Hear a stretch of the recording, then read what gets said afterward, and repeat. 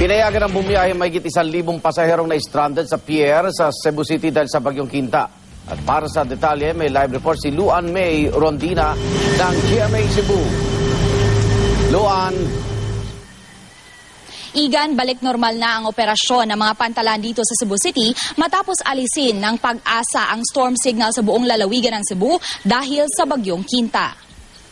Pinayagan na ng Philippine Coast Guard Central Visayas ang mga barko at ibang sasakyang pangdagat na makabiyahe maliban lang sa mga destinasyon na nakataas ang storm signal, bagay na ikinatuwa ng mga pasahero. Una rito, kinumpirma ni Philippine Coast Guard 7 Captain Rolando Lizor Ponsalan na umabot sa 34 na barko ang hindi pinayagang makapaglayag. Ang resulta, mahigit 1,000 pasahero ang na-stranded sa mga pier dito sa Cebu.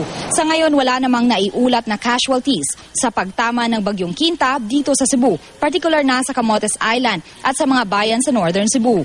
Pero may ilang puno na nagbagsakan dahil sa malakas na hangin at ulan dala ng bagyo. Sa Guadalupe, Cebu City, isang bahay ang nasira dahil sa pagbuhos ng malakas na ulan kahapon. Mabuti na lang, wala ni isang miyembro ng pamilya ang nasaktan. Igan, sa kabila ng pagbuti ng lagay ng panahon kahapon, patuloy pa ring minomonitor ng Provincial Disaster Risk Reduction and Management Council ang mga landslide at flood-prone areas. 11 bayan at 2 lungsod ng Northern Cebu ang nakaranas din ng power outage at bumalik naman ang supply ng kuryente kalaunan. Igan? Maraming salamat, Luan May Rondina ng GMA Cebu.